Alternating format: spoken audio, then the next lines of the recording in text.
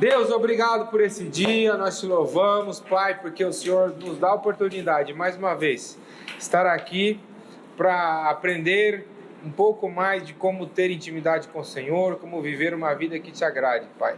Te pedimos a Tua bênção sobre este momento, que Teu nome seja glorificado através de tudo que nós vamos conversar aqui. Amém. Amém. Bom, semana passada nós conversamos sobre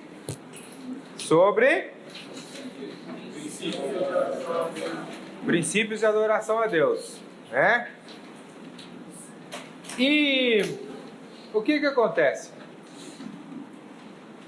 Eu estou um pouco preocupado em que nós entendamos realmente os conceitos que foram aprendidos a semana passada. Por que eu estou preocupado? Porque é o principal, sabe? Você entender o que é ser adorador é o principal. Não interessa se você toca bem, não interessa se você canta bem, não interessa se você não sabe cantar, se você é um daqueles 2% dos seres humanos que nunca vão conseguir cantar afinado. Não interessa. O que interessa é que você seja um adorador, por excelência, como diz o Nani Azevedo, certo? Mas esses princípios precisam ficar muito claros na nossa mente. E nós, semana passada, nós fomos lá em Hebreus 13, vocês se lembram ou não? Alguém se lembra que a gente foi em Hebreus 13? Fomos em Hebreus 13? Não vá para a apostila, eu estou tentando puxar a sua memória. Alguém se lembra que a gente foi em Hebreus 13, não? Sim? Quando falamos de qual ponto que nós fomos em Hebreus 13? Hebreus 13, 15. Em qual ponto? Só os salvos podem adorar a Deus. Por quê? A gente utilizou esse texto para entender que para adorar a Deus, você precisa fazer isso por meio de quem? De Jesus Cristo, certo? Então é possível adorar a Deus somente através de Jesus Cristo. Se você faz qualquer coisa através de Jesus Cristo, significa que você entende que Ele é Deus, que Ele veio como homem na terra, que Ele morreu na cruz do Calvário, que essa morte foi uma morte para que os nossos pecados fossem perdoados, que Ele ressuscitou ao terceiro dia. Você entende tudo isso? Ou seja, você é salvo. Entende? Porque para ser salvo só basta isso. Você entender e aceitar e entregar a sua vida a Ele. Não existe mais nada que a gente possa fazer para ser salvo. Se a gente pudesse fazer qualquer coisa para ser salvo, a gente estaria anulando o ato de Jesus na cruz. Certo? É somente através de Jesus Cristo. Então a gente usou esse texto para entender isso. Porém, esse texto está inserido num contexto que é muito mais abrangente. Esse texto de Hebreus capítulo 13, versículo 15, está inserido num contexto em que demonstra para cada um de nós que a adoração é uma vida. A adoração é 24 horas por dia. Que a adoração é aquilo que a gente faz. Olha só, vou ler o 15 depois do 16.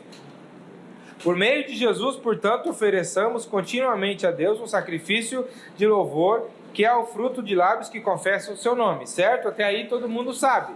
Você fez inclusive uma tarefa essa semana com base nesse texto. Fez ou não? Sim. Mas alguém se deu o trabalho de ler o próximo versículo? Olha só o que está escrito ali. Não se esqueçam de fazer o bem e de repartir com os outros o que vocês têm, pois de tais sacrifícios Deus se agrada. A gente não sabe quem escreveu Hebreus. Então, o que o escritor aos Hebreus está querendo dizer? Está dizendo para nós que a adoração é muito mais do que simplesmente oferecer um sacrifício a Deus. Adoração é a nossa vida, 24 horas por dia. O contexto geral desse texto, desses dois versículos, ele está falando que, olha só o que diz o versículo 11.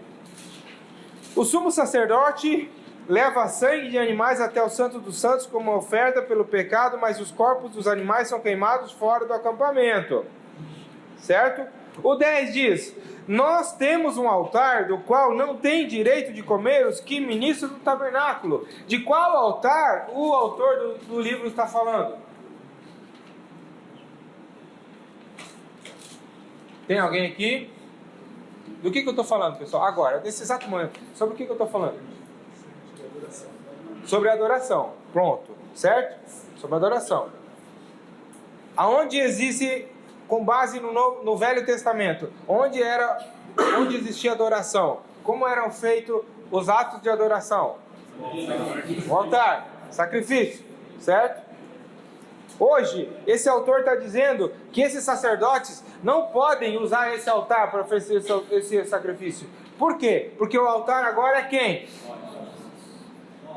Estão aqui? Todos aqui comigo? Foque.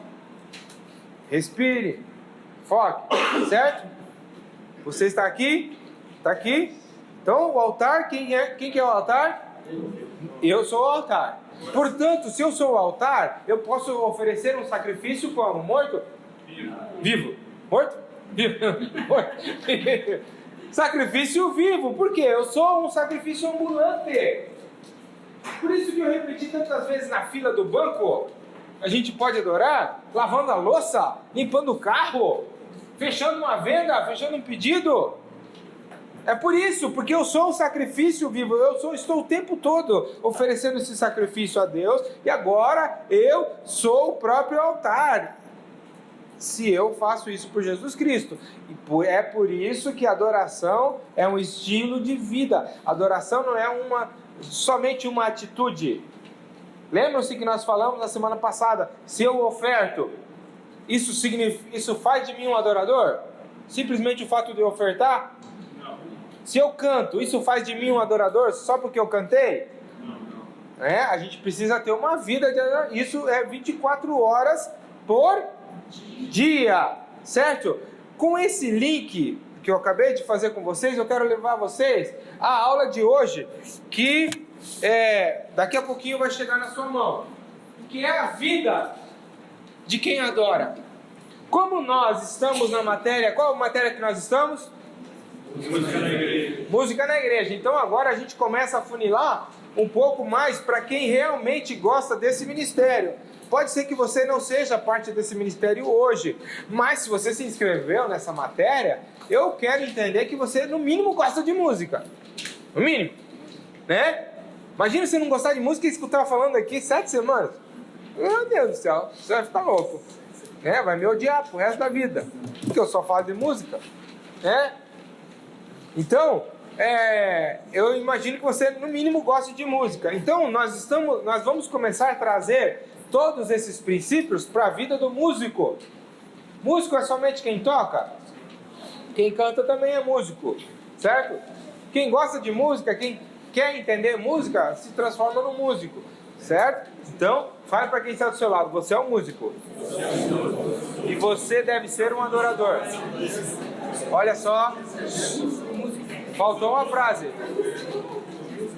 Complemente com a seguinte frase: você deve ser um adorador.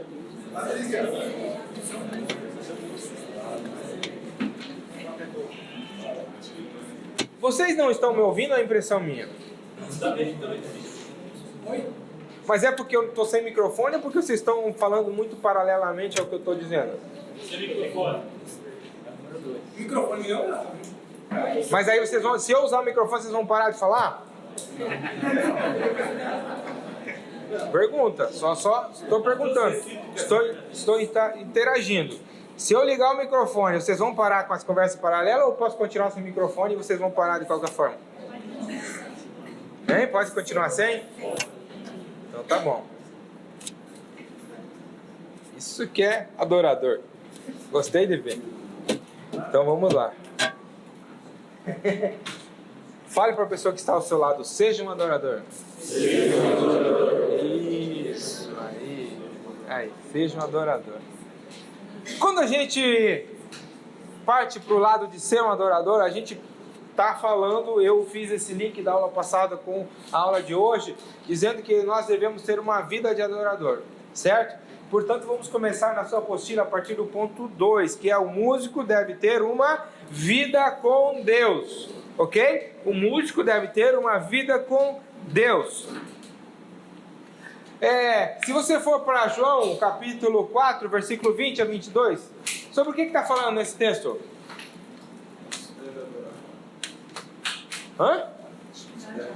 Como se deve adorar? Intimidade. Tá, qual é o contexto? Se alguém falar para você, do que está falando em João 4, 22, 23, o que você vai falar? Não, gente, vocês fizeram uma tarefa essa semana nesse texto, vocês sabem. Vamos lá. Isso, adoramos a Deus, chegará um tempo em que os adoradores adorarão em espírito e em verdade. Eu estou puxando a orelha de vocês para ver se vocês acordam um pouco, sabe? Se vocês se conectam aqui comigo, tá? A gente está numa matéria que é semanal e vocês tiveram uma tarefa durante essa semana que era estudar esses textos. Então, se eu falo para você, Hebreus 13:15, o que tem lá? Do que está falando?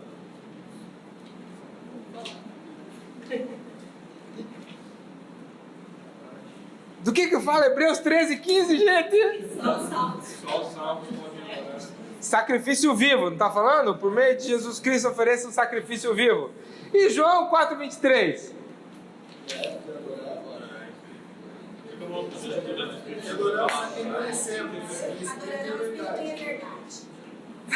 Bom, devemos adorar em espírito e em verdade.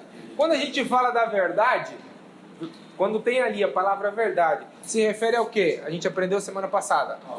A palavra, a Bíblia. Então, como que a gente deve adorar? Como a Bíblia manda. Simples assim. Se alguém perguntar para você, tá, mas lá na Nibe, como que se adora? Como a Bíblia manda. E como que a Bíblia manda?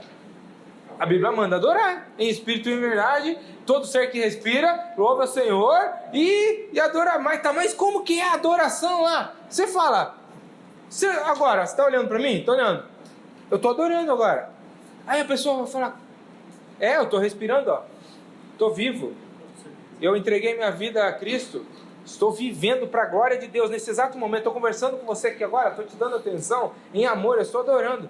Aí a pessoa vai regalar os olhos, porque ela está querendo saber como que são as músicas da igreja. Entendeu? Dá tilt nessa hora. Nessa hora dá tilt. Ela está querendo saber como são as músicas lá da Nibe. Entendeu? É isso que ela quer saber. E você está dando a resposta correta. Eu estou adorando nesse exato momento. Estou conversando com você aqui, ó, em amor. Estou te respondendo em amor. Estou olhando para você como um ser criado por Deus. Eu estou adorando a Deus agora. Entendeu? Ou seja, você vai responder conforme a Bíblia fala que a gente deve adorar. Certo? Então, como a gente deve adorar? Conforme a palavra. Certo? A palavra de Deus. Essa é a verdade. E o outro aspecto da adoração, que vocês fizeram tarefa também, é em espírito. E o que em espírito significa? Sinceridade. Mas tem uma palavra que é mais... Verdade. Intimidade. Isso. Em espírito significa que tem que ser intimidade. Que Deus conhece o seu coração, que você entrega seu coração a Ele, você fala para Ele, Senhor, sonda-me. Sonda-me. Adorar a Deus em intimidade é você dizer para Deus, Deus, o que tem no Salmo 139? Quem conhece o Salmo 139? Que eu já falei em aulas passadas. Sonda-me, Senhor. Sonda-me, Senhor. Mas pega lá esse Salmo. Abre lá a sua Bíblia. Hoje eu esqueci a minha Bíblia no retiro do CR e ainda não me devolveram. Então estou usando o celular por causa disso, tá bom? Só que eu consegui um aplicativo novo aqui que está espetacular. Vou fazer propaganda do aplicativo agora. Salmo 139, se você começa no capítulo 1, no versículo 1, e você vai até o 22, você vê o salmista dizendo, contando que Deus, Ele tem o poder de te sondar, de nos sondar, de olhar dentro de nós. Sabes quando me assento, sabe quando me levanto, sabe quando eu trabalho, você sabe quando eu estou na rede, você sabe quando eu estou assistindo Netflix, você sabe quando eu estou trabalhando. Deus sabe, Ele tá constatando isso. O salmista vem fazendo isso, certo? Lá no 11 ele fala: mesmo que eu diga que as trevas me cobrirão, que a luz me tomará a noite no meu redor, virei que nem as trevas são escuras para ti. Ou seja, para Deus não tem nada impossível. 16, os teus olhos viram meu embrião, todos os dias determinados para mim foram escritos no teu livro, antes que de qualquer coisa existir. Ele está declarando isso. O salmista está falando: Deus, você é todo poderoso. Você consegue ver lá dentro de mim, no mais íntimo. Certo? Porém, no 24, no 23, ele é como se existisse uma pausa no texto ali.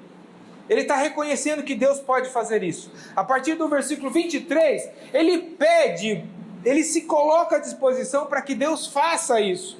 Ou seja, ele fala: sonda-me, ó Deus, e conhece o meu coração, prova-me e conhece as minhas inquietações. Vê se em minha conduta algo te ofende e dirige-me pelo caminho eterno. Ou seja, gente, que Deus te conhece, isso é óbvio. Que Deus sabe como é o teu interior, isso é óbvio, porque Ele é todo poderoso. O que te transforma num adorador verdadeiro? O fato de Deus te conhecer? Não. O fato de você se colocar à disposição para que Deus te conheça, que sonde o teu coração, que veja o teu coração, que te limpe e que vê que se você tiver em algum caminho meio torto, te faça entrar pelo caminho certo. É isso que te transforma num adorador. Deus não muda. Deus, Ele é o Todo-Poderoso, independente de você, independente de mim. Se lembra que a gente já falou sobre isso aqui também? Que a ação de Deus não depende de mim. Porque se dependesse de mim, estava ferrado, porque eu sou podre. Porque eu tenho o caminho torto. Eu tenho o caminho que não é reto. Certo? Então, o que faz de mim um adorador? O que faz do Daniel um adorador? Se colocar à disposição de Deus, reconhecer que Ele tem poder para sondar o nosso interior e dizer para Ele: por favor, entra, a casa é sua, pode fazer o que quiser. Isso é o que transforma cada um de nós em adoradores. Então, músico, olha só, o fato de reconhecer a soberania de Deus somente, o fato de reconhecer o poder de Deus, não te transforma num adorador. Se você não abre o seu coração para que Ele faça uma faxina, para que Ele fale para você: olha, isso está certo, isso está errado. Entende? Se você não abrir o seu coração para que Ele faça isso, você não está tendo intimidade com Ele. Só o fato de Ele ser todo poderoso e saber tudo não te transforma num ser íntimo dEle. O que te transforma num ser íntimo dEle é o fato de você abrir o seu coração e deixar Ele entrar. Ah, Paulinho, mas um dia eu abri meu coração, eu fiz uma oração de confissão de fé. Não é disso que eu estou falando. Eu estou falando do nosso dia a dia. Estou falando o que o salmista fala ali. O dia a dia, sonda-me e vê se tem algum caminho que não está certo. Todo mundo entendeu? Para ser um adorador, precisa ter o quê? Intimidade com Deus. 1 Coríntios 14, 15. 1 Coríntios 14, 15. Quem pode ler para nós? Bem rapidinho, por favor. Então o que farei? Orarei com o Espírito, mas também orarei com entendimento. Cantarei com o Espírito, mas também cantarei com entendimento. A unção precede a técnica. Olha só, ali tem dois aspectos: orarei e cantarei, certo? Orarei com o Espírito, orarei com entendimento. Cantarei com o Espírito, cantarei com entendimento. O que vem antes no texto? Orarei, depois cantarei. Ali está escrito: estudarei e depois cantarei. Vou para a escola de música e depois cantarei. Vou para a aula do Senib e do Paulinho e depois cantarei. É isso que está escrito? Não. Orarei. Terei uma vida ligada com o que Deus quer para mim. Terei uma vida de intimidade. Orar significa entrar em contato direto com Deus. Estão comigo? Sim. Tá? Então, o que é mais importante, cantar ou orar? O que vem primeiro? Orar. Ter uma vida de ligação direta. Nada nos atrapalha. Não tem não tem virgem, não tem santo, não tem pastor. Ah, vou pedir para o pastor orar para... Não. Você tem toda hora acesso a Deus. Porque você é um adorador. O tempo todo, 24 horas por dia. Você sendo um adorador, aí sim vamos partir para a parte da técnica. Porque vamos ver daqui a pouquinho que a técnica também é importante. Certo? Senhor! Eu ouvi muito isso. Eu cresci tocando na igreja, né? Aí eu ouvi muito isso. Irmãos, eu vou cantar aqui. Eu não ensaiei muito, mas Deus conhece meu coração. E começa lá. Eram 100 ovelhas juntas no aprisco. E vai lá, vai o Paulinho achar o tom. Né, Daniel? Depois que acha o tom, que o Daniel podia começar a bater. Gente do céu, não é isso. A técnica é muito importante. Nós vamos ver hoje, certo? Mas a vida com Deus precede isso, certo? Não importa se você toca muito, cara. Não importa. O que Deus está preocupado é se você ora muito. Essa é a preocupação de Deus. Ah, Paulinho, mas eu não vivo de joelho. Não estou falando isso. Não é para se transformar em religiosidade. Orar muito, né, aqui nesse aspecto significa ter intimidade com Deus. Ter santidade, estar separado, saber que tua vida é para Deus, a tua vida pertence a Deus, que tudo que acontece nela deve estar ligado com Deus, porque você é um... Achei que ia falar músico. Muito bem, você é um adorador. Muito bem. É isso que nós vemos em Romanos 6:13. A segunda parte do texto fica bem claro que a nossa vida tem que ser uma vida de total entrega. Olha só. Agora que eu percebi que eu estou sem óculos, quando os números... Ofereçam-se a Deus como quem voltou da morte para a vida, e ofereçam os membros do corpo de vocês a Ele como instrumentos de justiça. Olha só. Antes ofereçam-se a Deus como quem voltou da morte para a vida. Quem aqui voltou da morte para a vida? Por quê? Por quê? Porque nosso destino era a morte eterna. Sem Jesus, o teu destino era passar o resto da eternidade no caos, longe de Deus. Isso a Bíblia chama de morte eterna. Então você foi trazido, eu fui trazido da morte para a vida. Então, com isso em mente, em 24 horas do nosso dia, a gente tem que pensar o quê? Ofereçam os membros do corpo de vocês. Está falando que eu tenho que dar minha mão para Deus? Quando eu olho para você, o que eu vejo? Um corpo. Cabeça, mãos, braço.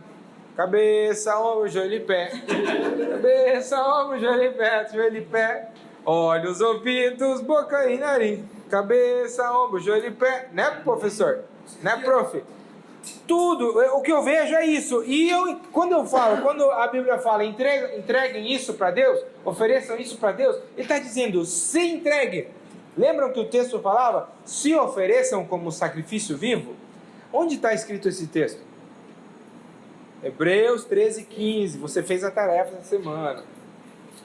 Se ofereçam como sacrifício vivo a Deus. Tá bom? Romanos? É Romanos 12:1-2. Quem fez a tarefa essa semana? Levante a mão, assim. Levante sua mão. Isso. Então vocês não fizeram a tarefa em Hebreus 13:15. Por fim, alguém acordou, né? Alguém fez tarefa em Hebreus 13:15 aqui? Fez? Tem. Hebreus 13:15 tem. Mas não foi. Agora que chegamos, ó. 40 minutos de aula, alguém percebeu. Pessoal, prestem atenção, nós vamos chegar aí. Peraí, já vamos chegar lá.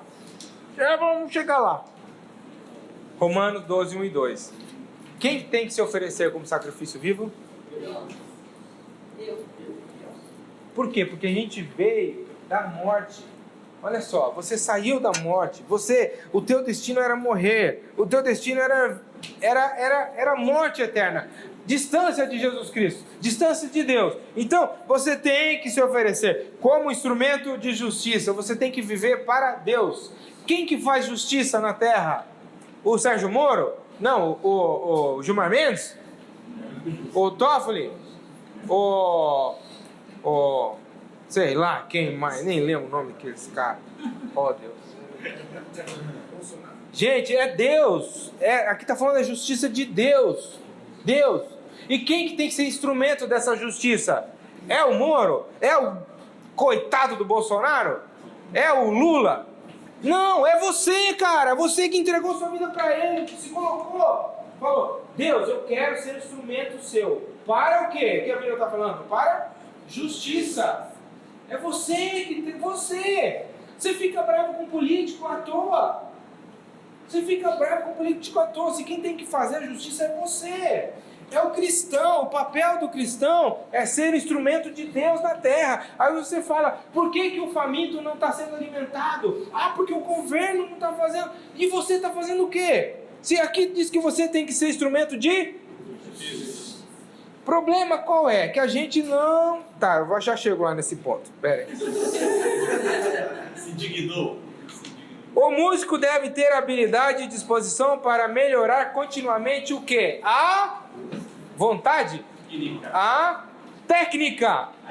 Gente, isso aqui é muito importante. Cara, como que eu vou vender gás se eu não sei nem de quantos litros é aquele botijão pequenininho assim? Quanto?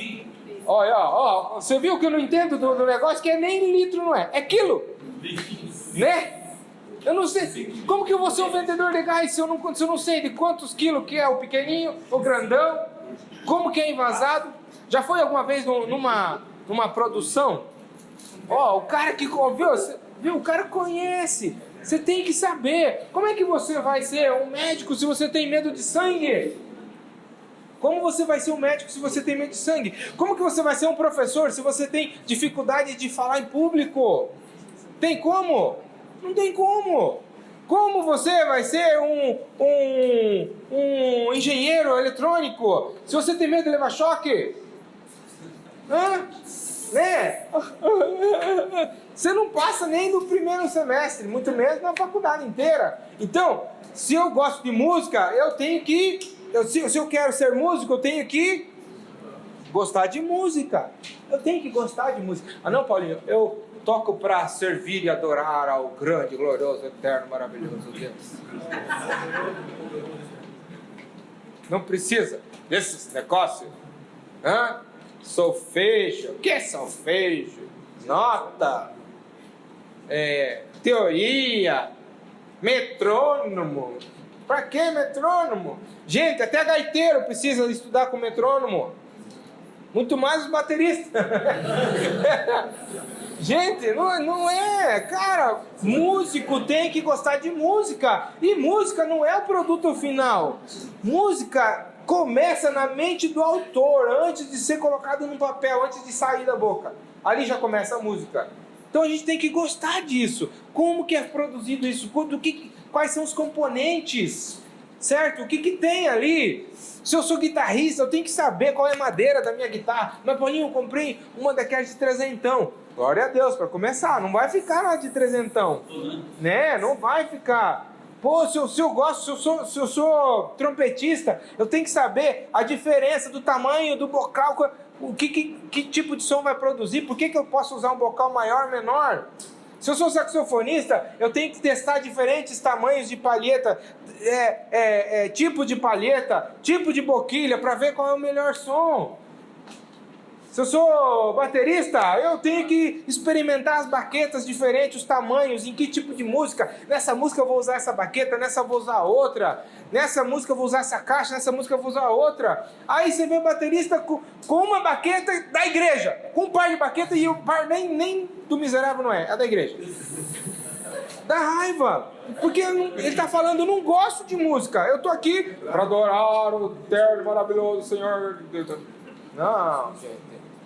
Olha só, 1 Crônicas 25:7, a gente vê em 1 Crônicas 25, 7, o que tem? Ali está falando dos músicos que iam servir no templo que Salomão ia fazer para Deus, certo? Davi já estava já estava velho, ele estava tão velho que ele tinha entregue o reino para Salomão já, ele nem era mais o rei, mas ele estava cuidando de todos os detalhes. E ele separou os levitas para servirem no templo. Desses levitas que ele separou, olha só gente, olha só, eu fico louco com 76 pessoas na escala para fazer a escala, né? 76 músicos na escala para fazer a escala. Olha só o que Davi fez. 1 Crônicas, eu acho que é o 23. Deixa eu ver aqui. Não sabe o que eu estou pensando? 23, olha só. Davi já envelhecido, de idade avançada, Davi fez de seu filho Salomão rei sobre Israel. Ele reuniu todos os líderes de Israel, bem como os sacerdotes e levitas. De 30 anos para cima foram contados e o número total deles chegou a 38 mil, certo? Levitas, ok? Davi escolheu 24 mil deles para supervisionar o trabalho no templo do Senhor, 6 mil para serem oficiais e juízes, 4 mil para serem guardas das portas e 4 mil para louvar o Senhor com os instrumentos musicais que Davi tinha preparado com esse propósito. Eu fico doido, fico quase ficando careca. Com 76, imagina Davi com 4 mil. Porém, o que tinha na mente de Davi? Vamos fazer do jeito que dá? Do jeito que dava? Aí pega os chofar ali, e vai. É isso? Os símbolos aí, só para ficar bonitinho e pronto. É isso? Davi tinha em mente o quê? Excelência. De 4 mil. Olha só, o que ele falou? De dentro dos 4 mil, tinha 288. Agora sim, 25, 7. Cadê? Olha só. Eles e seus parentes, todos capazes e preparados para o ministério do louvor do Senhor, totalizavam 288. Então o que o músico precisa ser, gente? Capaz e preparado. Aqui eu preciso fazer um parênteses, um esclarecimento. Com isso significa que só vai passar no teste ali com o Paulinho em janeiro, fevereiro, alguém que seja profissional? Não. Certo? Não, mas não. 10 mil vezes não. Se você olhar para o nosso time de hoje, só tem profissional? Só tem profissional? Não. Porém, a grande maioria, tem alguns ali infiltrados, mas tem a grande maioria é gente capaz. Ou seja, eles têm a capacidade. Eles podem não estar no seu melhor nível, mas eles têm a capacidade. A grande maioria. E acima de tudo, se preparam para fazer o que eles fazem. Certo? O que está dizendo esse texto aqui? Paulinho, manda a escala lá no e-mail. Não abri e-mail. Avisei lá no WhatsApp e não vi. Não vi no grupo, não vi. Aí, sexta-feira, manda mensagem. Tô na escala. Meu Deus, nem sei as músicas. Tá, depois eu vejo. Beleza, passa. Sábado, 12:30, tá lá na casa da mãe comendo feijoada. Daqui a pouco, tô na música hoje. Tem ensaio. 2 horas. Daqui a pouco eu vejo as músicas. 1:30, sai correndo. Chega aqui na porta da igreja, 1:50. Tá no horário. Vou aproveitar para ver as músicas do ensaio de hoje. Abre lá. Essa música eu conheço. Pronto, vou pro ensaio. Estar preparado é isso? Não é? Certo? Não é? Anotaram? Escreveram? Vai cair na prova isso. Vou escrever todo esse texto e vou ver verdadeiro ou falso. Você está preparado?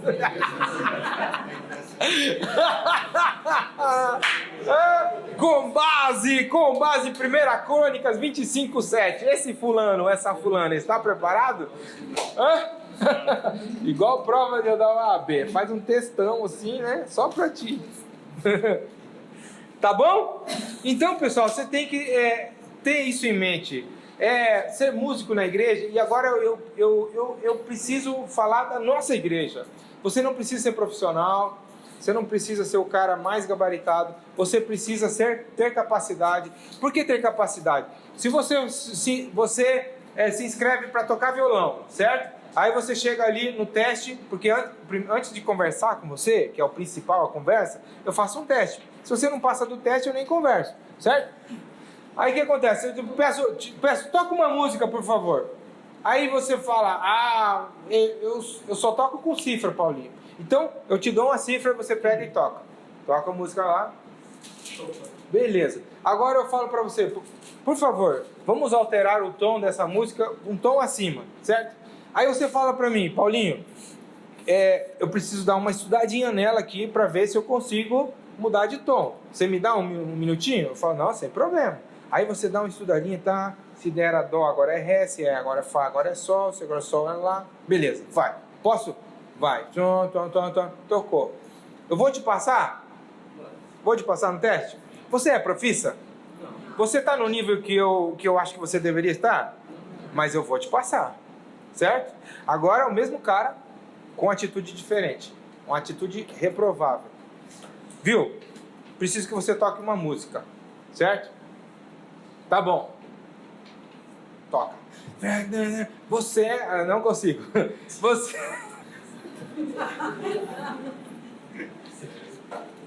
posso contar a história do não consigo? Só fazer uma pausa aqui, né? Uma pessoa foi fazer o teste, né? O teste da cadeira, de virar a cadeira assim, né? Aí o pastor Jefferson na época participava desses testes, né? Aí então, meu irmão, canta uma música aí e o Paulinho te acompanha. Qual música você vai cantar? Aí o irmão falou, não consigo. Aí o pastor olhou para mim, olhou para ele. Não, irmão, pode cantar, não tem problema, pode cantar.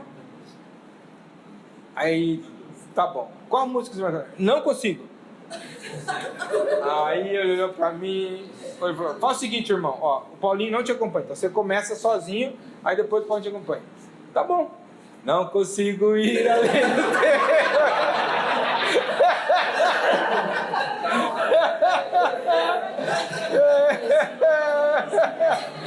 Essa história é espetacular, cara.